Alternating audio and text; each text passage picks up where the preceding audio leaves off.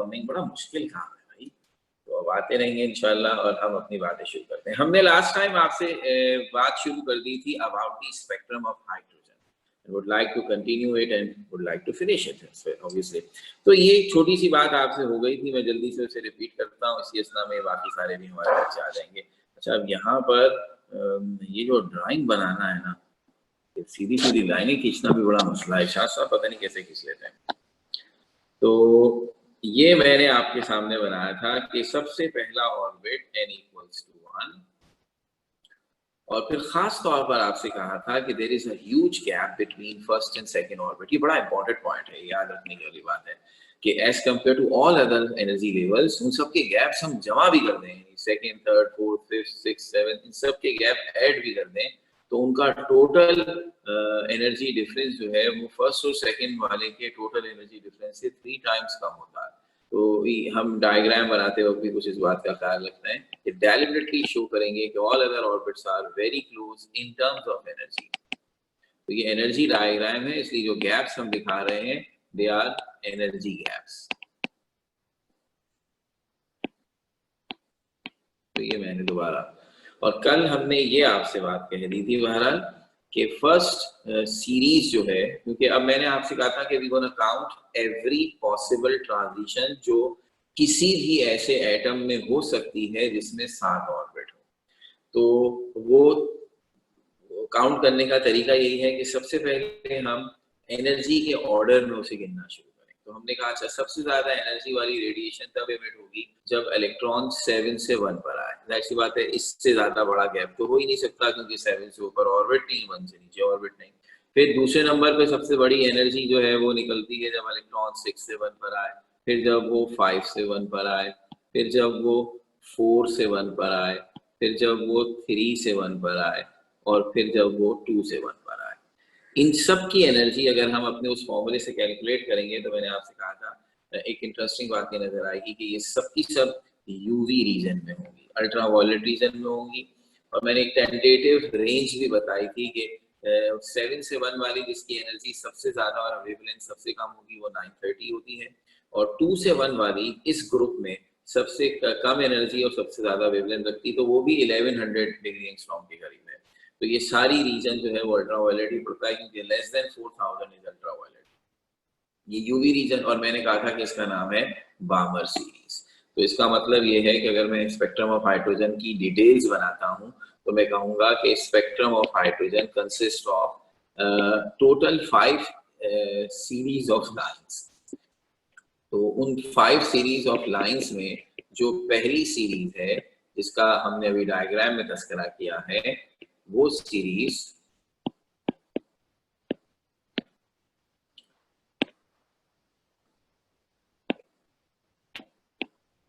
कहलाई Lyman series. और आपसे क्या कहा, ये सीरीज अल्ट्रावायलेट रीजन में है, और ये जब हासिल होती है जब इलेक्ट्रॉन किसी भी हायर ऑर्बिट से फर्स्ट ऑर्बिट में आता है। तो from any higher to first orbit. इसलिए जब हम इसका वेव नंबर लिखते हैं तो उसका फॉर्मूला बन जाता है, जाहिर सी बात है अभी हाइड्रोजन है तो जेड लिखने की जरूरत नहीं है। तो अब हायर ऑर्बिट को हम एन कह देते हैं, और फर्स्ट ऑर्बिट पे आके गिरता है तो वो 1 फिक्स हो गया। आपको याद है n1 पहले लिखते हैं और n2 बाद में लिखते हैं, और n2 हायर है उसे मैंने n लिख दिया फॉर बामर्स लाइमन सीरीज। तो अब n से मुराद है 2, 3, 4, 5 एनी नंबर। तो electron jumps from any higher means second, third, fourth, fifth, sixth, seven to first orbit, then we will have this particular series. ये डायग्राम में हो गया और ये हमने इसके साथ की भी बात बता दी। फिर इन 6 लाइनों के बाद सबसे ज्यादा एनर्जी कौन सी ट्रांजिशन में आएगी? तो अब आपकी अकल आपसे कहेगी कि सर अगर इलेक्ट्रॉन किसी भी हायर ऑर्बिट से सेकेंड ऑर्बिट में आए, 7 से 2 में आए, 6 से 2 में आए, 5 से 2 में आए, 4 से 2 में आए। It would be an interesting thing. Theory जब हम पढ़ते थे तो हम कहते भी थे, आप चाहें तो फारिग बैठे हो तो चेक करके देख लें, मगर ऐसा होता है कैलकुलेशन नीड्स कैलकुलेटर, कि ये 5 लाइनें विजिबल रीजन की होंगी। यानी the wavelength ranges from 4000 to 7000। हाँ, ये जहन में रहे, मैंने आपसे कहा था this is not a sharp boundary. तो ये 7 से 2 वाला है, अगर मुझे एग्जैक्टली याद है, मेमोरी में बता रहा हूँ, नॉट वेरी मच श्योर, ये शायद 3970 है, which is very close to 4000। और प्रैक्टिकली चूंकि इसका बहुत ही लाइट सा वॉयलेट कलर होता है, इसलिए ये विजिबल रीजन में शामिल की जाती है। हालांकि टेक्निकली स्पीकिंग बहुत ज्यादा शार्प 4000 की फिगर को फॉलो नहीं कर रही। तो ये पांचों लाइनें नजर आती हैं और वॉयलेट और ग्रीन के रीजन के अंदर ही अंदर होती हैं। तो इनको हमने कहा बामर series after the name of another scientist. जितने भी नाम हम लेंगे ये सब साइंसदानों के नाम है, और कहा ये जाता है, जहां तक मैंने दो एक किताबों में पढ़ा था, वरना इनके नाम अदरवाइज मैंने कभी नहीं सुने। ये सब बौहर के साथी कलीग्स थे जिन्होंने इनके साथ मिलकर ये सारे पर काम किया था। उसी के जमाने के लोग थे, सारे साइंसदान थे भारत। तो दिस इज विजिबल। तो अब मैं बिल्कुल इसी पैटर्न पे यहाँ लिख सकता हूँ कि मेरी सेकंड सीरीज का नाम है बामर। ये मुझे मिलती है तब जब ये मुझे मिलती है असल में विजिबल रीजन में, और तब जब इलेक्ट्रॉन किसी भी हायर ऑर्बिट से सेकेंड ऑर्बिट में आता है। और इसके लिए वेव नंबर का फॉर्मूला फिर ऐसे हो जाता है 1/2 स्क्वायर और 1/n स्क्वायर, और अब n की वैल्यू 2 से बड़ी होनी चाहिए, 3 4 5 6 लाइक दिस।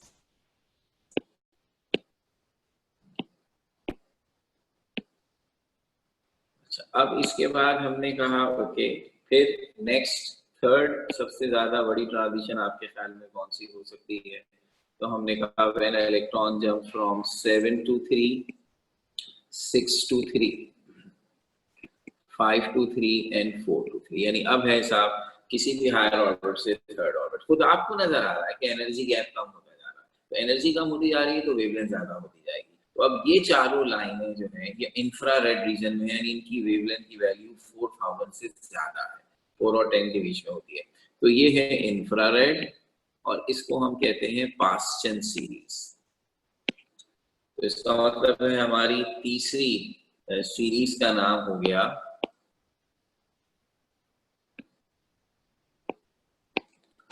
Paschen series.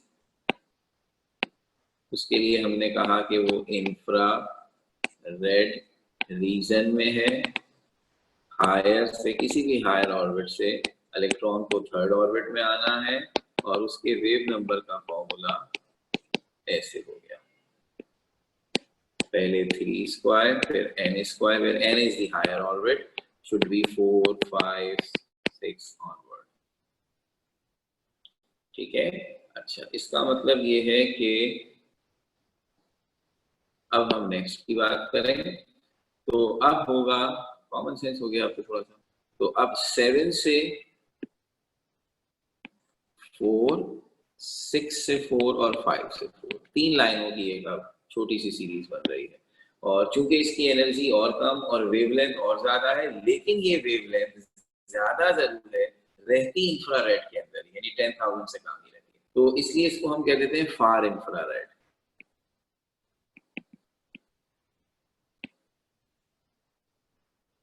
और ये कहलाता है ब्रैकेट सीरीज। और फिर ये जो आखिरी बचता है कि 7 से 5 पे आ जाइए या 6 से 5 पर आ जाइए, तो ये भी इंफ्रारेड में ही थोड़ा और आगे है, तो इसको कह देते हैं फार फार इंफ्रारेड, और इसका नाम है फंड सीरीज।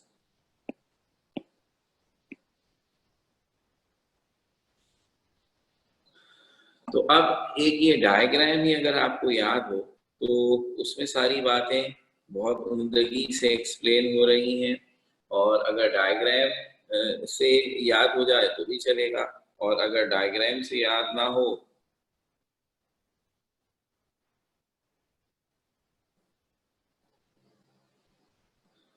तो हम ये जो छोटी छोटी तफसीलात हमने लिखी हुई हैं ये हमारे काम आ जाएंगी। लेकिन हिसाब किताब ये कहता है कि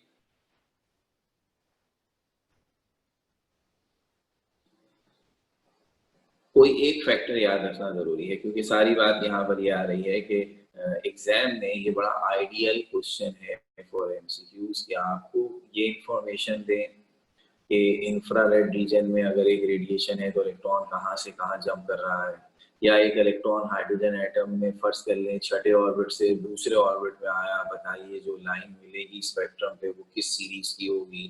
तो अब आपको याद रखना होगा ना कि हायर से सेकंड पर आए तो ये बामर सीरीज है, तो ये सीरीज का नाम वो किस रीजन में है और उसमें इलेक्ट्रॉन की ट्रांजिशन में कौन से ऑर्बिट्स इन्वॉल्व हो सकते हैं, ये डाटा बड़ा इंपॉर्टेंट है। तो इधर in the form of diagram आप जहन नशीन कर लें या in the form of this written material, ये दोनों एक ही चीज है जो मैंने दो अलग अलग अंदाज से लिखी हैं जिसको जिसमें कंफर्टेबल हो। दैट्स सी बात है। अब वो तो नहीं रहा ना थ्योरी का कि आप इम्तिहान में बैठ कर ये डायग्राम बनाएंगे, वो तो थ्योरी में था कि स्पेक्ट्रम ऑफ हाइड्रोजन एक्सप्लेन करने के सवाल में आप डायग्राम बनाते हैं और साथ में ये पैराग्राफ लिख देते हैं हर एक। अब दोनों में से कोई एक डाटा आपको आना चाहिए, क्योंकि दोनों से एक ही बात पता चल रही है।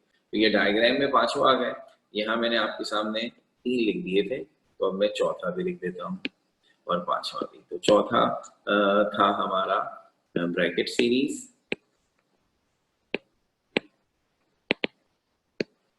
और इसके लिए हमने कहा है ये फार इंफ्रारेड।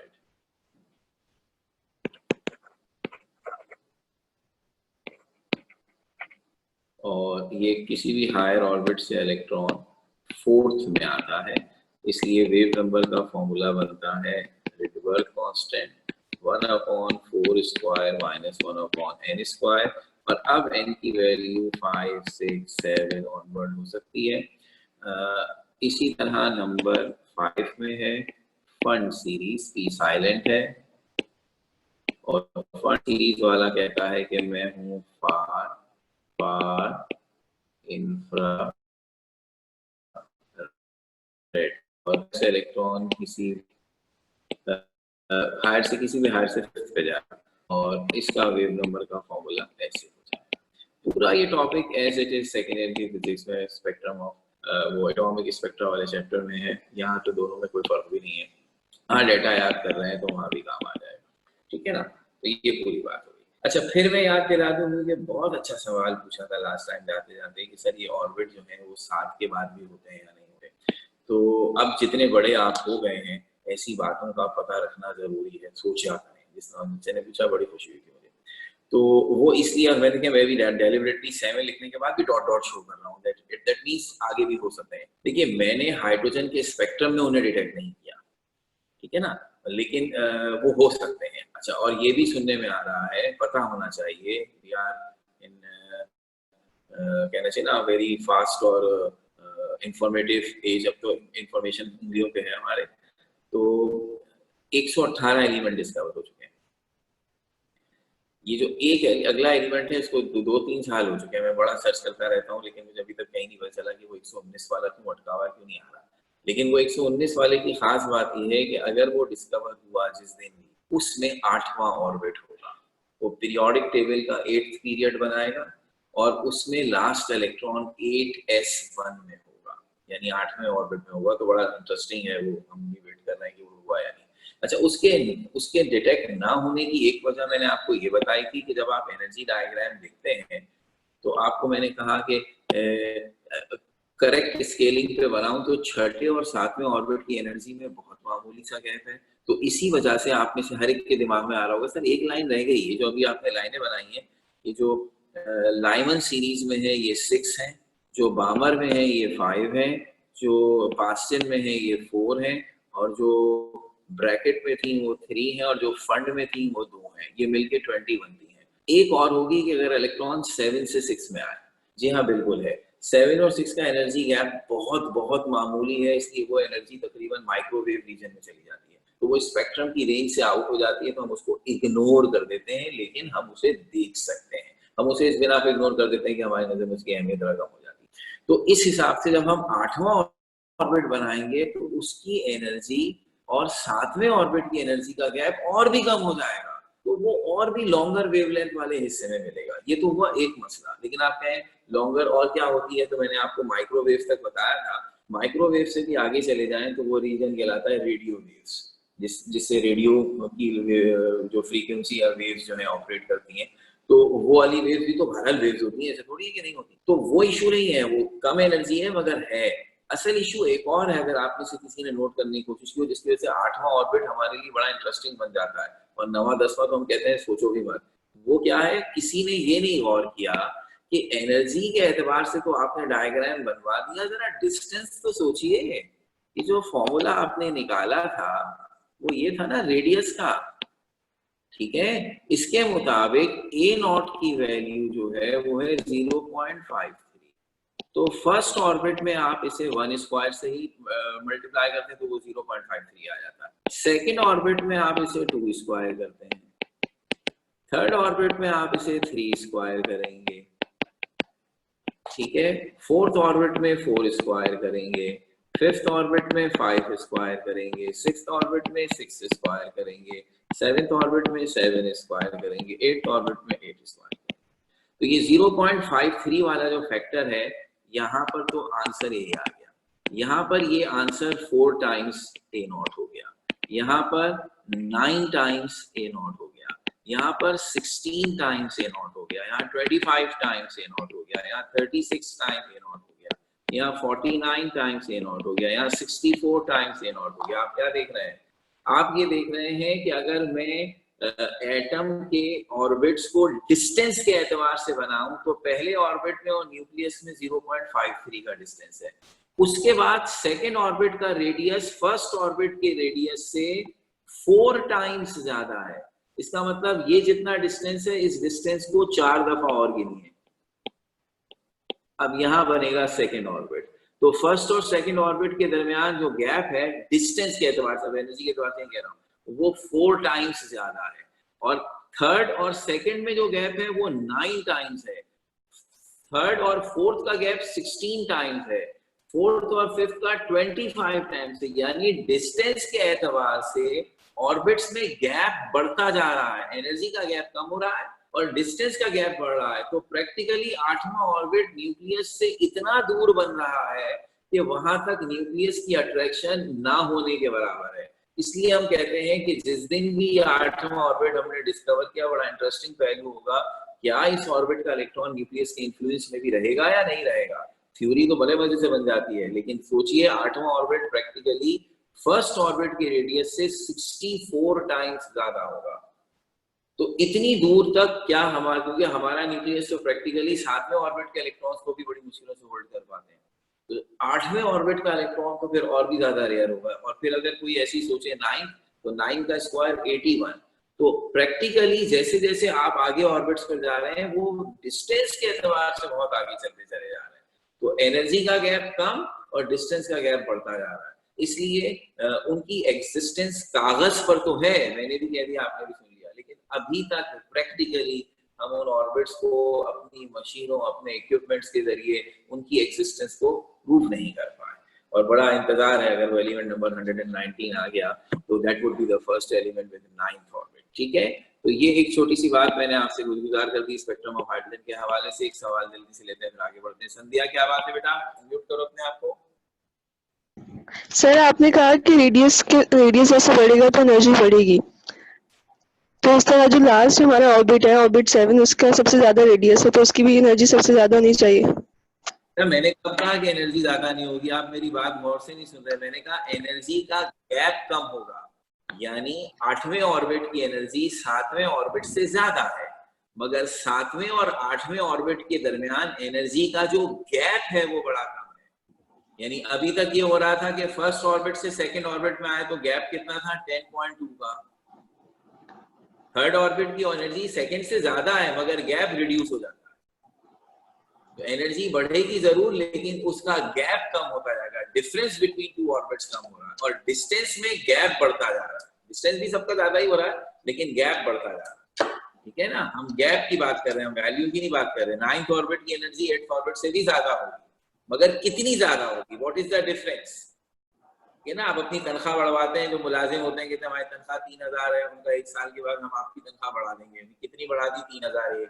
तो आपको क्यों एतराज है? बढ़ा तो दी ना। आप बढ़ाइए, 1 रुपया भी बढ़ाना तो बढ़ाना होता है। ये पॉइंट कह रहे हैं कि आगे चलकर गैप में जो इजाफा, जो वैल्यू है वो बहुत कम होती जा रही है। तो अभी फर्स्ट ऑर्बिट से सेकेंड ऑर्बिट क्या जंप मारी हमने 10.2 का गैप था, लेकिन बाद में ये गैप कम होता जा रहा है। तो आप कैलकुलेटर लीजिएगा, फॉर्मूला लीजिएगा और निकाल कर देखिए सारी वैल्यूज, आपको खुद अंदाजा होगा वैल्यू कितनी तेजी से बढ़ तो रही है लेकिन गैप कितनी तेजी से कम हो रहा है। तो ये आज ये काम कर डालिए, छोटे छोटे साइंसदान बनिए, थोड़ी रिसर्च कीजिए भाई, मजा आता है बड़ा। ठीक है जी ओके, अब आगे बढ़ते हैं। आगे बहुत अच्छी अच्छी चीजें आ रही हैं मेरे पास।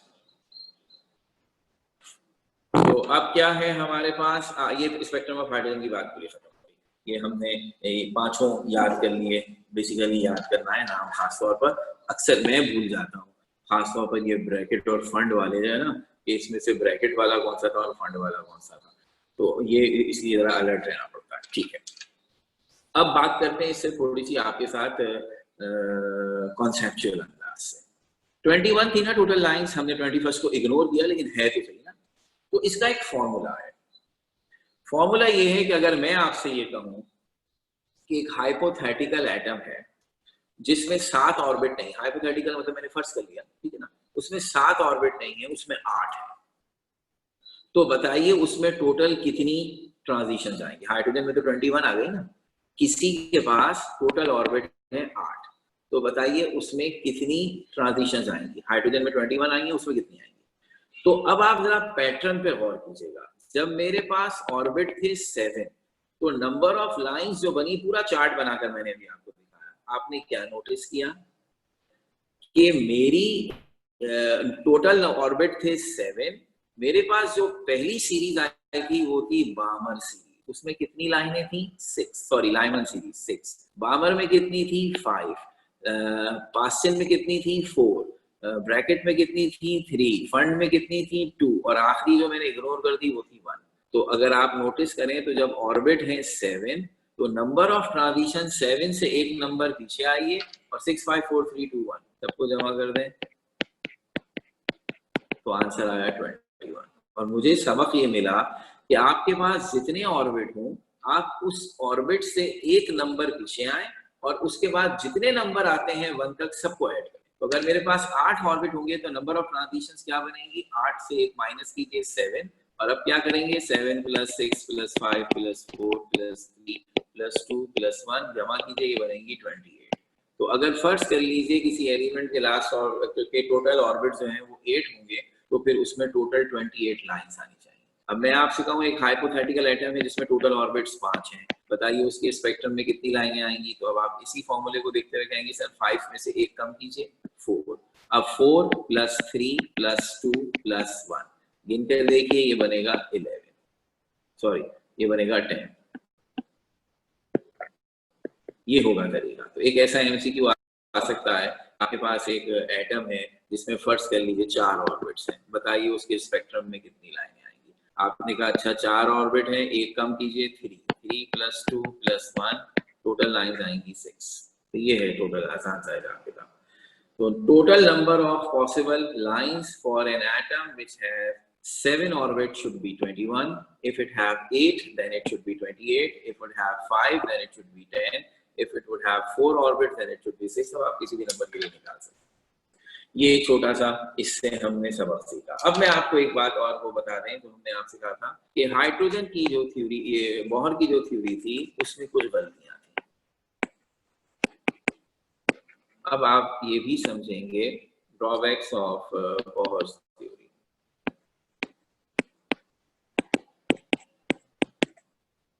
असल में जब मैं ये कहता हूँ गलतियां थी, तो बात ये आती है कि ये हमारी तरक्की की निशानी है। जिस जमाने में बोहर ने अपनी थ्योरी प्रपोज की, उस जमाने का इशू था लाइन स्पेक्ट्रम समझा दो, समझा दिया इसने। जब हमने लाइन स्पेक्ट्रम समझा, साइंस ने कुछ और तरक्की की और एटम से कुछ और ऐसी प्रॉपर्टीज हमें मिली जो हमने बहुत से कहा अब ये समझाओ। अब वो जो नई बातें सामने आ रही थी, कुछ बातों को तो बहुत समझाने में कामयाब हो गया, कुछ में अटक गया, जिससे लोगों को अंदाजा हो गया कि नए नए फिनोमेना समझाने के लिए हमें एटॉमिक स्ट्रक्चर को और ज्यादा इलैबोरेट करना पड़ेगा। सिलसिला आज तक चल रहा है। आज हमारी 2020 में जो मॉडल इस्तेमाल होता है एटम का, अब मैं आपको अगर पूरी हिस्ट्री सुना दूं जिसका आपसे ताल्लुक नहीं, हम तो बहुत आगे रुक जाते हैं। इसकी वजह ये है कि जितनी साइंस आपको इंटर तक पढ़नी है, उस साइंस को समझाने के लिए बोहर का मॉडल काफी है। जो बातें बोहर का मॉडल नहीं समझा पाता, उसका ताल्लुक साइंस के उन टॉपिक से है जो कम से कम इंटर लेवल तक या प्रोफेशनल इंजीनियर या प्रोफेशनल डॉक्टर बनने तक हमें जरूरत नहीं होगी। अगर कोई बच्चा केमिस्ट्री में मास्टर्स करे, जैसे मैंने किया, कोई बच्चा फिजिक्स में मास्टर्स करे, तो उसे ये बातें बहुत ज्यादा, खासतौर पे फिजिक्स वाले को बहुत ज्यादा पढ़ाई जाती है। हुआ ये था कि बोहर के मॉडल के बाद एक साइंसदान था श्रोडिंगर, उसने मॉडल पेश किया। श्रोडिंगर के बाद उसमें डायरेक्ट नामी एक साइंटिस्ट का इनपुट आया। उसके बाद हम जो आज बात, वो फिर बहुत सारे लोगों का इनपुट है, और आज जब हम जिस मॉडल पर काम कर रहे हैं वो कहलाता है स्टैंडर्ड मॉडल ऑफ एटम। एक दफा किसी बच्चे ने हमसे पूछ लिया था, जब मैंने उनसे कहा था कि बीटा पार्टिकल एमिट होता है तो न्यूट्रॉन्स जो है वो टूटकर प्रोटॉन और इलेक्ट्रॉन बनाते हैं, तो किसी ने कहा था कि सर वो न्यूट्रॉन में तो क्वार्क होते हैं अप और डाउन, वो कैसे न्यूट्रॉन से प्रोटॉन बन गए। ये जो आइडिया है कि प्रोटॉन और न्यूट्रॉन के अंदर भी पार्टिकल्स होते हैं जिसे कहा जाता है क्वार्क। तो ये क्वार्क कैसे बिहेव करते हैं, उनकी क्या खूबियां हैं, वो कितनी टाइप के होते हैं, किस तरह मिलते हैं, किस तरह टूटते हैं, ये सारी डिटेल स्टैंडर्ड मॉडल में आती है, जो आपके सिलेबस में नहीं है। अलबत्ता ए लेवल्स के जो स्टूडेंट हैं वो ये थोड़ा सा हिस्सा पढ़ते हैं। इसकी बातें क्यों नहीं पूरी पढ़ाई जाती? एक तो पूरी इसकी आपको अभी जरूरत नहीं है, ये जहां आप लाए होती है वो टॉपिक आप पढ़ते नहीं। दूसरा, इसकी कुछ बातें अभी तक कंफर्म नहीं है। जैसे मिसाल के तौर पर ये क्वार्क के अंदर स्ट्रिंग्स होते हैं, ये थ्योरी कहलाती है स्ट्रिंग थ्योरी, ये 1980s में आई थी। स्ट्रिंग थ्योरी से बहुत जबरदस्त हमें फिनोमेना को समझने में मदद मिली थी, बट स्टिल हमें इसकी कंफर्मेशन नहीं मिल पाई है। तो ये एक तरह से अभी 50-50% है, क्या पता सही है क्या पता गलत है। तो आजकल साइंसदान बैठे हुए इन्हीं बातों पर गौर कर रहे हैं। तो जब तक ये पूरी तरह कंफर्म ना हो, इसे एलिमेंट्री क्लासेस का हिस्सा नहीं बनाया जा सकता। रिसर्च करने वाले तो पढ़ेंगे, लेकिन छोटी क्लासेस वाले नहीं पढ़ेंगे, तो वो इसलिए हम उनको बातें इतनी नहीं करते। बोहर की थ्योरी का सबसे पहला ड्रॉबैक था only applicable to hydrogen and ions containing 1 electron. ये बड़ा इंटरेस्टिंग बात थी। ये सिर्फ कह देना कि ये सिर्फ हाइड्रोजन पर एप्लीकेबल थी, सारे एलिमेंट्स पे फ्लॉप हो गई, नो, ये गलत है। चलना हाइड्रोजन पर एप्लीकेबल था और हर उस कैटाइन पर जिसमें एक इलेक्ट्रॉन। जैसे हीलियम का एटम क्या होता है, उसमें 2 इलेक्ट्रॉन होते हैं, 2 प्रोटॉन होते हैं, न्यूट्रॉन से मुझे कोई दिलचस्पी नहीं। तो अगर हीलियम अपना एक इलेक्ट्रॉन निकाल देगा तो अब हीलियम में कितने इलेक्ट्रॉन रहेगा? एक। तो ये केमिस्ट्री के हिसाब से हीलियम का कैटाइन है। लिथियम में टोटल इलेक्ट्रॉन होते हैं 3। अगर लिथियम अपने 2 इलेक्ट्रॉन निकाल दे तो उसमें पीछे कितने इलेक्ट्रॉन बचेंगे? 1। ये कौन सा कैटाइन बन गया? Lithium plus. तो ये याद रहे, नॉर्मल केमिस्ट्री जो आप पढ़ते हैं उसके हिसाब से नोबेल गैस का कैटाइन बनना normally impossible. Lithium group 1A का मेटल है, अल्कली मेटल है, ये हमेशा एक इलेक्ट्रॉन लॉस करके +1 वाला चार्ज बनाता है। उसका +2 वाला चार्ज नॉर्मली खुद से बनना नामुमकिन। तो ये वो दोनों कैटाइन है जो इंतहाई हाई एनर्जी देकर हम स्पेशली डिजाइन एपरेटस में temporary for the very brief interval of time बनाने में कामयाब होते हैं। तो ये नॉर्मली एग्जिस्ट नहीं करते, इसलिए ना समझेगा ये कैसे कैटाइन लिखती है। पॉइंट ये है कि हमने इंतहाई कोशिशों के साथ ये कैटाइन बनाए और देखा कि इनमें अब एक इलेक्ट्रॉन है।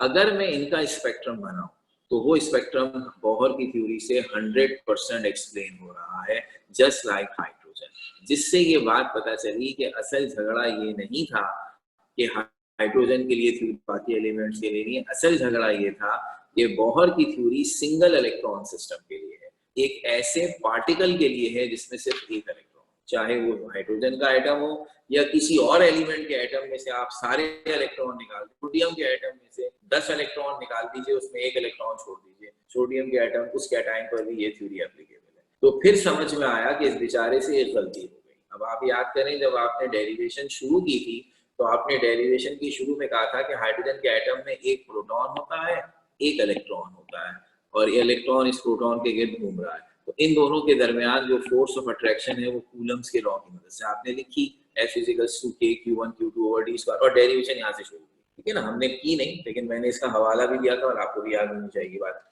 तो जब हमारे पास हीलियम का एटम आया तो हीलियम के एटम में 2 इलेक्ट्रॉन है फर्स्ट ऑर्बिट में, दोनों ही न्यूक्लियस से अट्रैक्ट हो रहे हैं। ठीक है भाई, तो वही कूलम्स का फॉर्मूला लगा देंगे, लेकिन सबर कीजिए, ये दोनों न्यूक्लियस से अट्रैक्ट हो रहे हैं और ये दोनों एक दूसरे को रिपेल करेंगे। इसका मतलब जिस एटम में 2 इलेक्ट्रॉन होंगे और हमें ये भी पता है कि वो दोनों सेम चार्जेस होने की वजह से एक दूसरे को रिपेल करेंगे, इसका मतलब है नेट फोर्स क्या होगी, नेट फोर्स वेक्टर के तरीके से निकाली जाएगी इस तरह के इलेक्ट्रॉन 1 और न्यूक्लियस के दरमियान अट्रैक्शन, इलेक्ट्रॉन 2 और न्यूक्लियस के दरमियान अट्रैक्शन, और इलेक्ट्रॉन 1 और इलेक्ट्रॉन 2 के दरमियान रिपल्सन। तो इन तीनों फोर्स का वेक्टर के जरिए से नेट फोर्स निकाली जाएगी और फिर उस नेट फोर्स को फॉर्मूले में रखा जाएगा। तो हमारा बोहर ये भूल गया कि जब एटम में एक से ज्यादा इलेक्ट्रॉन होंगे तो वहां रिपल्सन की भी फोर्स आएगी, सारे इलेक्ट्रॉन न्यूक्लियस से अट्रैक्ट होंगे और आपस में एक दूसरे को रिपेल करेंगे। तो अट्रैक्शन की फोर्स में से रिपल्सन की फोर्स वेक्टर के तरीके से माइनस करके फिर रिजल्टेंट फोर्स निकाली जाएगी। मुश्किल और बड़ा कॉम्प्लिकेटेड काम है ये चूंकि इसने नहीं किया तो हर वो एटम जिसमें एक से ज्यादा इलेक्ट्रॉन आए उस पर इस थ्योरी के रिजल्ट मैच नहीं कर रहे, क्योंकि ये एक फैक्टर इसमें मिसिंग था। तो वो जिसका नाम मैंने लिया था मुश्किल सा था, अल्लाह करे मैं स्पेलिंग भी सही लिखूं उसकी, श्रोडिंगर मैथमेटिशियन था और इसने फिर बोहर की इस थ्योरी की मिस्टेक को दूर किया और इसमें अपनी मैथ्स लड़ाई, और ये मैथ्स आसान नहीं थी क्योंकि उसे एक ऐसा कॉम्प्रिहेंसिव फॉर्मूला देना था जो मल्टी इलेक्ट्रॉन सिस्टम की सारी फोर्सेस का रिजल्टेंट निकाले। बड़ा मुश्किल तरीका बहरहाल किया इन्होंने, इस पर वेव मैकेनिक्स लगाई थी, या मैं सही नाम ले लूं तो कौन सा नाम लेने से कोई कयामत आ जाएगी। यहां से बात शुरू हुई क्वांटम मैकेनिक्स।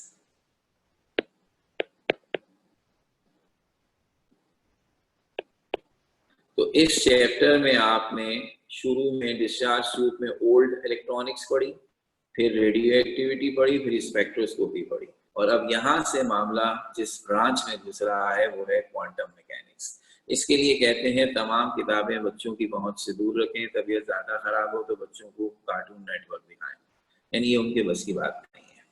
ठीक है, और ये मजाक में नहीं कह रहा हूँ, हकीकत में कह रहा हूँ। किसी को बुरी लग रही हो तो आज ही नेट पे जाके क्वांटम मैकेनिक्स पढ़ना शुरू करे, 2 दिन के बाद मेरी वैसी बातें करने लगेगा। तो this is really really difficult. Why?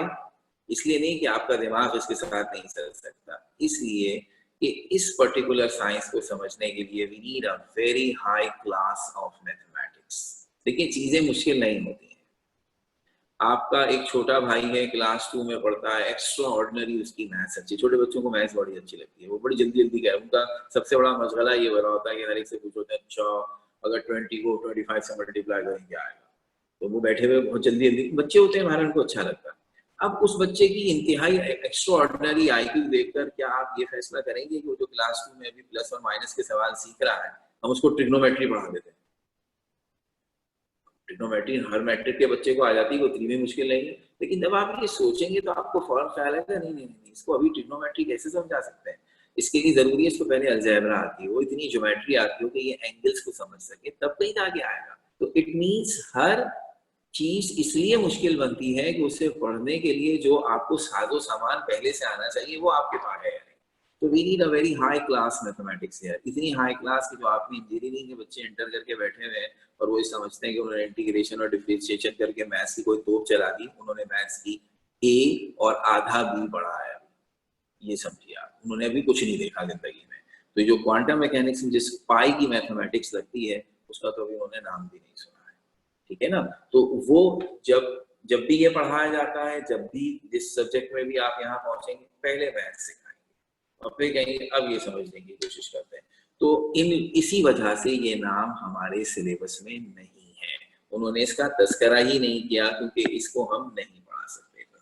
ठीक होगी बात? हाँ, क्वांटम मैकेनिक्स से रेलेवेंट बातें थोड़ी थोड़ी सी अभी आएंगी आगे, जो ऑर्बिटल्स का कॉन्सेप्ट है, लेकिन हम उसे बहुत ही मुख्तसर तरीके से डील करेंगे। तो पहला ड्रॉबैक और सबसे इंपॉर्टेंट ड्रॉबैक हाइड्रोजन या ऐसे आइंस पर एप्लीकेबल है जिसमें एक इलेक्ट्रॉन है, एक से ज्यादा इलेक्ट्रॉन्स वाले एटम्स में चूंकि रिपल्जन वाला फैक्टर आता है जो इसने अपने फॉर्मूले में जिसका ख्याल नहीं रखा, इसलिए ये थ्योरी उससे एक्सप्लेन उन्हें एक्सप्लेन नहीं कर सकती। इस करेक्शन को श्रोडिंगर ने दूर करके बोहर की थ्योरी को परफेक्ट बना दिया था, जिसका मतलब है कि अगर कभी जिंदगी में श्रोडिंगर का फॉर्मूला आपके सामने आ गया, तो ये हमने बीएससी में पढ़ा था और हर एटम के लिए पढ़ाया था, तो हम हर एलिमेंट के स्पेक्ट्रम को सक्सेसफुली एक्सप्लेन करने में कामयाब हो गए, कोई स्पेक्ट्रम नहीं बचा। अब बताइए क्रेडिट किसको देंगे? श्रोडिंगर को। श्रोडिंगर ने तो उस बने बनाए फॉर्मूले में सिर्फ एक गलती सीखी, असल क्रेडिट तो बहरहाल बोहर का ही है ना, बुनियादें तो उसी ने बनाई। तो वही वाली बात है, एक आदमी ने पूरा मकान खड़ा कर दिया, खिड़कियां जो है उन पे कलर अच्छा नहीं करा, दूसरे ने आके खिड़कियों को खूबसूरत कलर करा दिया, बिल्डिंग खूबसूरत लगने लगी, वो ये कहते हैं मेरी बिल्डिंग है, ऐसे तो नहीं चलता ना। तो क्रेडिट गोज टू बोहर, उसकी थ्योरी बेहतरीन थ्योरी थी, एक छोटी सी उससे गलती हुई, वो गलती श्रोडिंगर ने दूर की। आप कहते हैं टीम वर्क है, लेकिन अब हम हर एलिमेंट का लाइन स्पेक्ट्रम कैलकुलेशन के साथ परफेक्ट तरीके से एक्सप्लेन कर सकते हैं। खत्म हो गई बात। अच्छा, अब दूसरा ड्रॉबैक क्या था इसका? इनका ताल्लुक हमारे आगे टॉपिक से, fail to explain fine structure of spectral lines और fail to explain Heisenberg uncertainty principle and Zeeman effect। सिवाय जीमैन इफेक्ट के, जिसका हमारे सिलेबस में कोई तस्करा नहीं हुआ, बाकी सारी बातें अब हमारे अगले टॉपिक में आएंगी। मैं इसका भी छोटा सा तस्करा कर दूंगा कि इसका क्या हिसाब था। तो अब एक चीज क्या है, बोहर की theory fine structure of spectral lines को समझाने में नाकाम रही। ये क्या चीज थी ये बाद में बताएंगे, पहले ये मशहूर चीज थी, सेकेंड में भी पढ़ी थी, Heisenberg uncertainty principle.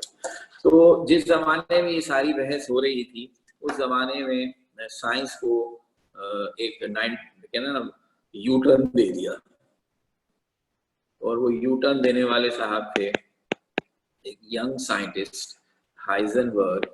Again he was a mathematician, certainty principle। इसने बेसिकली कहते यही है कि श्रोडिंगर ने जो भी काम किया था, उसका काम, हाइजेनबर्ग का काम, ये थे पायनियर्स ऑफ क्वांटम मैकेनिक्स। इन्होंने क्वांटम मैकेनिक्स की बेस लाइन बनाई और इस सब्जेक्ट को एस्टैब्लिश किया। तो क्वांटम मैकेनिक्स के जो लीडिंग प्रिंसिपल्स हैं, जिन पर उसकी फाउंडेशन खड़ी हुई थी, उसमें से जो आप पढ़ भी लेते हैं, उनमें एक ये हाइजेनबर्ग अनसर्टेनिटी प्रिंसिपल आता है, और एक आगे पढ़ेंगे आप जिसका नाम है पाउलीज एक्सक्लूजन प्रिंसिपल, आगे आता है ना, याद होगा आपको। ये सब क्वांटम मैकेनिक्स की बुनियादें थी 12। तो हाइजेनबर्ग अनसर्टेनिटी प्रिंसिपल हमारे लिए एमसीक्यूज के हिसाब से देखना है, डिटेल में जाने के बिल्कुल मूड में नहीं है, जो आप थ्योरी में पढ़ते थे। बहरहाल इसकी मुख्तसर कहानी ये थी, you can not know everything about everything. हम हर चीज के बारे में सब कुछ नहीं जान सकते। बताती है अल्टीमेट लिमिट जो आपको इंफॉर्मेशन हासिल करने में होती है, जिसके मुताबिक इसने कहा कि जो माइक्रोस्कोपिक पार्टिकल्स हैं और मूविंग, शर्त याद रखिएगा, माइक्रोस्कोपिक मूविंग पार्टिकल्स, ये पर्टिकुलर प्रिंसिपल जो भी इसने कहना है, ये लार्ज ऑब्जेक्ट्स पर एप्लीकेबल नहीं है, ये सिर्फ माइक्रोस्कोपिक ऑब्जेक्ट्स पर एप्लीकेबल है, लाइक इलेक्ट्रॉन, प्रोटॉन, इस टाइप के पार्टिकल्स पर। नंबर 1। नंबर 2, उनमें भी जो मूविंग है, इसका मतलब न्यूक्लियस जो कि मूव नहीं करता, वो एटम के सेंटर में है, उस पर हाइजेनबर्ग अनसर्टेनिटी प्रिंसिपल एप्लीकेबल नहीं है। ये मूविंग माइक्रोस्कोपिक पार्टिकल पर है, जिसकी सबसे कॉमन एग्जांपल बनती है इलेक्ट्रॉन। तो इसने कहा कि आप अगर इलेक्ट्रॉन को के बारे में नॉलेज हासिल करना चाहें इलेक्ट्रॉन की, तो इलेक्ट्रॉन चूंकि इंतहाई माइनर माइक्रोस्कोपिक पार्टिकल है, तो उसकी एक इंफॉर्मेशन की कीमत है उसकी दूसरी इंफॉर्मेशन। यानी उस लेवल पर हमारा हिसाब ये है कि अगर हम इलेक्ट्रॉन की किसी एक कैरेक्टर के बारे में जानना चाहते हैं, तो उस कैरेक्टर की एक्यूरेट मालूमात हासिल करने के लिए हमें उससे रेलेवेंट किसी और कैरेक्टर की इंफॉर्मेशन को लूज करना पड़ेगा। यहाँ जिस एग्जाम्पल के साथ हमने बताया वो थी मूविंग पर पार्टिकल की दो खूबियां बड़ी इंपॉर्टेंट होती हैं।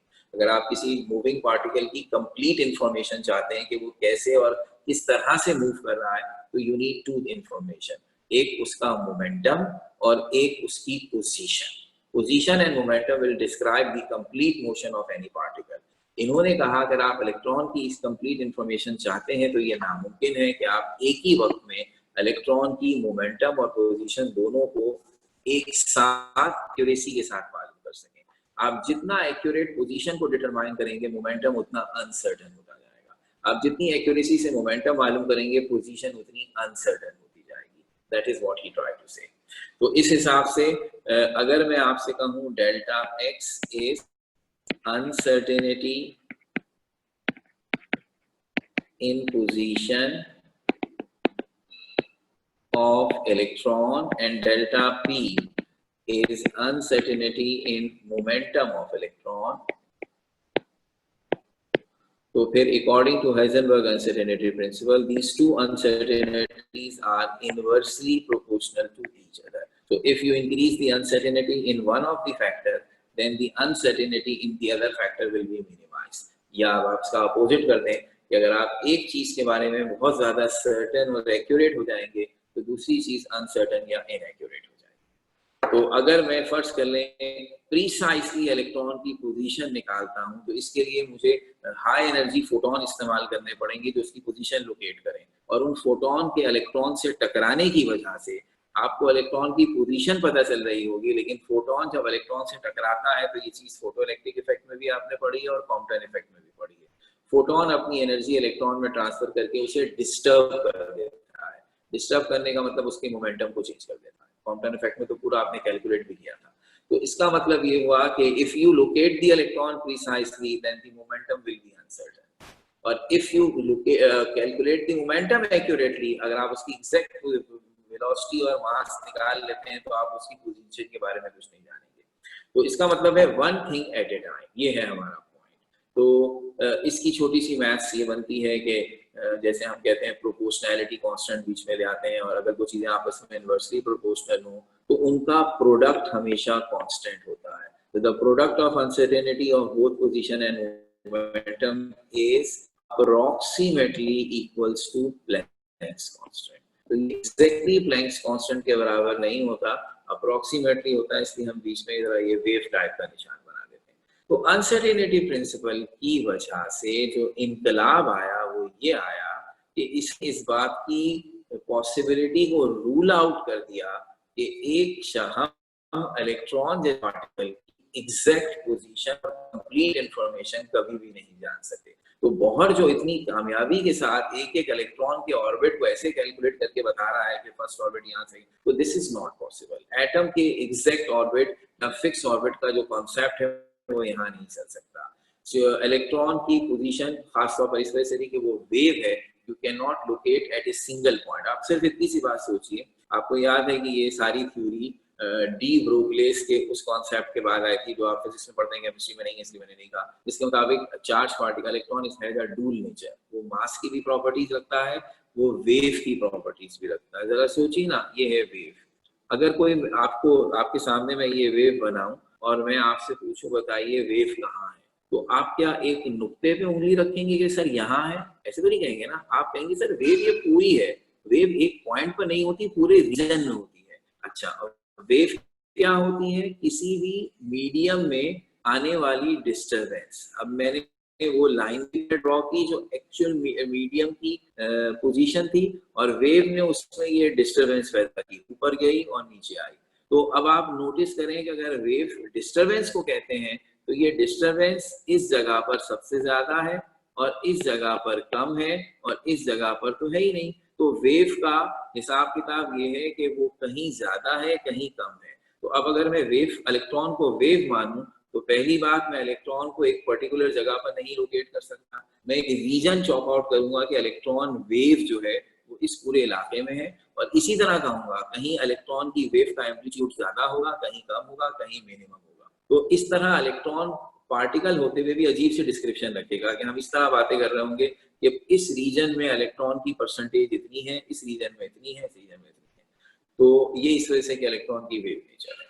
ये वो बुनियादी तजवीज़ थी जो हाइजेनबर्ग ने दी, और इसकी वजह से हमें जो कुछ बाद में करना पड़ेगा वो हम बताते हैं। तो अब जैसा कि यहाँ तक वो हिसाब था जिसमें हमने एक्सपेरिमेंट्स बताकर आपको एटम के स्ट्रक्चर के बारे में बताने की कोशिश की। इसके बाद वाले एक्सपेरिमेंट्स और उनकी बातें चूंकि हमारे लेवल से ज्यादा हैं, तो उसमें हम ज्यादातर आपको रिजल्ट्स शेयर कर रहे हैं rather than asking about the whole story। लेकिन मैं थोड़ी थोड़ी बता दूंगा ताकि बात समझ में आ जाए, जो आपको समझाई जा सकती है। तफसीलात ना है और ना हमें इसको में तो बिल्कुल भी जरूरत नहीं, नॉर्मल क्लास में तो फिर भी चल जाता। तो अब ये पूरी कहानी सुनाने के बाद ये हेज़नबर्ग एक्सीडेंटल प्रिंसिपल हुआ, जीमन इफेक्ट रह गया, fine structures of spectral line. तो उससे पहले आपको सारी सिचुएशन समझ कर, एटम के आसपास energy level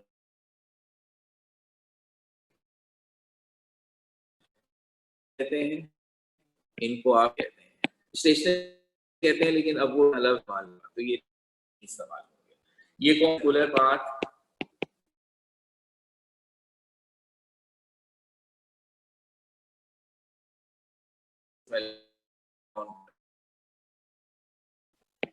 where electron revolves।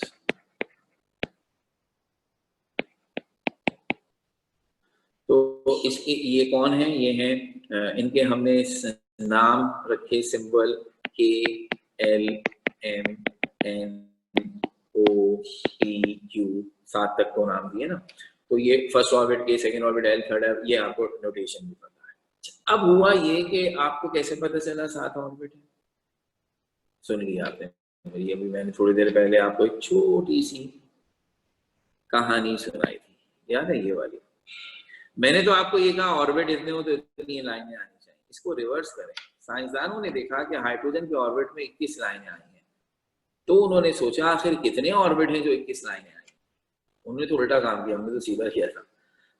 तो उन्होंने कहा 21 लाइनें तभी आ सकती हैं जब किसी एटम में 7 ऑर्बिट। फर्ज कर लें आज उन्हें एक ऐसा एटम मिल जाए जिसके स्पेक्ट्रम में 28 लाइन्स हो, कहेंगे 8वां ऑर्बिट आ गया। तो number of lines in spectrum gonna tell you the number of orbits. Hydrogen के ऑर्बिट में अगर 21 से ज्यादा लाइनें हो गई, इसका मतलब उसके ऑर्बिट बढ़ गए, ऐसे ही होगा। तो अब 21 लाइन्स जब हमने हाइड्रोजन के स्पेक्ट्रम में देखी तो हमें समझ आ गया कि हाइड्रोजन के टोटल ऑर्बिट 7 है। अब आया तमाशा हुआ। तमाशा ये हुआ कि ये तो पुरानी दकियानूसी साइंस थी अर्ली 20th सेंचुरी की, जिनमें पहली दफा लाइन स्पेक्ट्रम बनाए, बड़े खुश हुए। अब हमने उसको थोड़ी तरक्की दी। जैसे भाई अभी आपने ही देखा है, अभी 10-20 साल पहले स्मार्टफोन नहीं होते थे, वो बटनों वाले फोन ले लेके साढ़े खुश हो रहे होते थे, तो वो एक पुरानी टेक्नोलॉजी थी, ठीक है ना। अब आहिस्ता आहिस्ता वो स्मार्टफोन बना, स्मार्टफोन से अब वो बात बढ़ती चली जा रही है। कुछ पता नहीं अगले 10 साल के बाद मोबाइल फोन के नाम पर हमारे हाथों में जो चीज हो वो क्या जबरदस्त चीज हो, और हम आज की डिवाइसेस को जो है वो देखकर हंस रहे होंगे ये क्या होती थी। टेक्नोलॉजी तो इस तरह इंप्रूव करती है। उधर भी हमने नए स्पेक्ट्रोफोटोमीटर बनाए जिनसे हम लाइन स्पेक्ट्रम हासिल करते थे, और उनकी परफॉर्मेंस को और अच्छा किया, तो और ज्यादा क्लियर पिक्चर नजर आती थी, लाइनें और ज्यादा साफ साफ दिखाई देती थी। तो उसमें जब हमने देखा तो हमारे होश उड़ गए। हमारे होश इस तरह उड़ गए, गौर से सुनिएगा क्योंकि मैं समझिए देसी तरीके से समझाने की कोशिश करूंगा, क्योंकि साइंटिफिक तरीके से तो इसके लिए मुझे बहुत टाइम लगेगा और फिर भी कुछ नहीं समझ में आने वाला, क्योंकि हमारी नॉलेज बहरहाल एक महदूद नॉलेज है, इसके लिए बहुत कुछ आना जरूरी था। तो ऐसे समझाएंगे कि बात आप क्लिक कर सकें। हाइड्रोजन का स्पेक्ट्रम हमने इसे अच्छे एपरेटस से निकाल कर देखा तो क्या नजर आया? हाइड्रोजन के स्पेक्ट्रम में एक होती थी लाइमन सीरीज, सबसे पहली वाली, इलेक्ट्रॉन हायर ऑर्बिट से लोअर ऑर्बिट में आता है। लोअर ऑर्बिट कौन है? के शेल। तो जब इलेक्ट्रॉन के शेल में आता है तो उसकी किसी भी हायर ऑर्बिट से आया तो उसकी लाइंस आती थी, वो लाइन जैसी थी वैसी ही नजर आती है, उसमें कोई इंप्रूवमेंट नहीं है, ठीक है ना, उसमें कोई फाइन स्ट्रक्चर नहीं है। जो एल शेल की लाइंस थी जिनको आपने बामर सीरीज कहा था, एल सेकंड ऑर्बिट है ना, एनी हायर ऑर्बिट से सेकंड ऑर्बिट में आए, तो वो 5 लाइनें थी। मैं एग्जांपल के तौर पर एक का तस्करा कर रहा हूं। तो हमने देखा कि वो जो 5 लाइनें बामर सीरीज की थी, जब उन्हें गौर से देखा गया तो हर लाइन, हर सिंगल लाइन असल में डुप्लेट थी। 2 लाइनें थी जो इतनी करीब करीब थी कि पुराने एपरेटस में जो जरा थका हुआ एपरेटस था जिसके पिक्सल अच्छे नहीं थे, तो वो हमें एक लाइन नजर आती थी। अब जरा हमने बड़ा करके देखा तो पता लगा अबे ये तो 2 लाइनें हैं। 2 लाइनों का क्या मतलब? इसका मतलब है वो जो बामर सीरीज थी जिसमें 5 लाइनें आप समझते थे, वो 5 नहीं थी, वो 5 पेयर थे, टोटल 10 लाइनें थी। नंबर ऑफ लाइंस बढ़ने का क्या मतलब हुआ? ऑर्बिट बढ़ गए।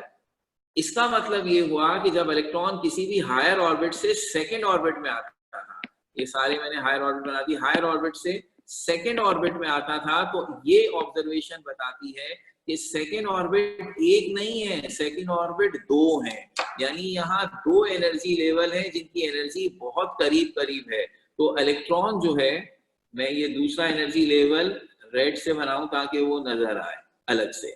इसका मतलब है जब भी इलेक्ट्रॉन किसी हायर ऑर्बिट से सेकेंड ऑर्बिट आने लगता है तो उसे दो ऑप्शन हैं, या तो वो ये ब्लू वाले सेकंड पर आए या वो रेड वाले सेकंड पर आए। तो इसका मतलब है इलेक्ट्रॉन दोनों ऑप्शन इस्तेमाल करते होंगे, कोई ब्लू वाले सेकंड पर आता होगा, कोई रेड वाले। इसका मतलब है हमें दो ऐसे फोटोन मिलते होंगे जिनकी एनर्जी में बहुत मामूली सा फर्क होगा। ऑब्वियसली इस डायग्राम के हिसाब से रेड वाला थोड़ा नीचे है, तो अगर इलेक्ट्रॉन थर्ड से रेड वाले पर आएगा तो थोड़ी सी ज्यादा एनर्जी मिलेगी, और अगर वो ब्लू वाले पर आएगा तो थोड़ी सी कम एनर्जी मिलेगी। तो यूं समझ लीजिए कि अगर एक फोटोन की एनर्जी होती थी 4340, तो दूसरे की होगी 4340.2, ये वेवलेंथ, इतना मामूली सा फर्क होगा। तो इससे क्या पता चला, सेकेंड ऑर्बिट दो ऑर्बिट्स का नाम है। सर ये तो कहानी आपने चेंज कर दी, आप तो कह रहे थे कि एक फिक्स ऑर्बिट होता है, इलेक्ट्रॉन उससे थोड़ा आगे नहीं हो सकता, थोड़ा पीछे नहीं हो सकता। अच्छा, आपने कहा सबर करते हैं, ये वो फाइन स्ट्रक्चर है, इसकी हम बात करें जो बहुत घबरा गया था, ये क्या हो गया। अच्छा, अब एम शेल की जब हमने एनर्जी देखी तो इंटरेस्टिंग बात क्या नजर आई, एम क्या था, पास चेन। किसी भी हायर ऑर्बिट से इलेक्ट्रॉन थर्ड ऑर्बिट में आता है, वहां तो क्या मसला आया कि वो जो एक लाइन आती थी वो एक नहीं थी, वो ट्रिपलेट थी, यानी तीन लाइनें थी। तो अब मैं अगर पूरी बात जल्दी जल्दी बना दूं आपको, आज की पूरी आखिरी बात बता दूं, तो इसके हिसाब से के शेल की लाइन एक थी, हायर रेजोल्यूशन में भी एक ही रही, इसका मतलब है के शेल में कोई फाइन स्ट्रक्चर नहीं है। एल शेल की लाइंस जो है वो डुप्लेट निकली, इसका मतलब है एल शेल में दो एनर्जी लेवल्स हैं। एम के अंदर जितनी भी लाइनें आ रही थी वो ट्रिपलेट निकली, इसका मतलब है उसमें तीन एनर्जी लेवल्स हैं। एन की सारी लाइनें क्वार्टलेट, तो अब आप मेरे ख्याल में समझ गए होंगे कि फिफ्थ की पेंटलेट, सिक्स्थ की हेक्सेलेट ऐसे निकलेंगी। इसका मतलब समझाएं, लोगों ने कहा इसका क्या मतलब है, क्या हम ये कहें कि सेकेंड ऑर्बिट में जो सर्किल बना होता है वहां दो सर्किल होते हैं, उनका नहीं, ये नहीं हो सकता।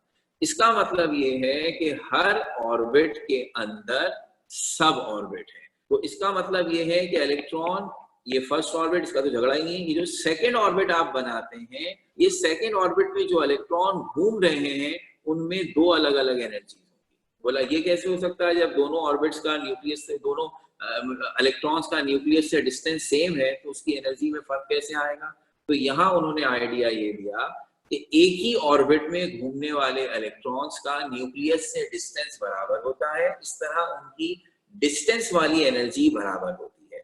लेकिन हर ऑर्बिट में घूमने वाले इलेक्ट्रॉन्स में एंगुलर मोमेंटम का फर्क हो सकता है। Now this term is not new for you, लेकिन how you can imagine this is a question. Angular momentum का मतलब है momentum of an object moving in a circle.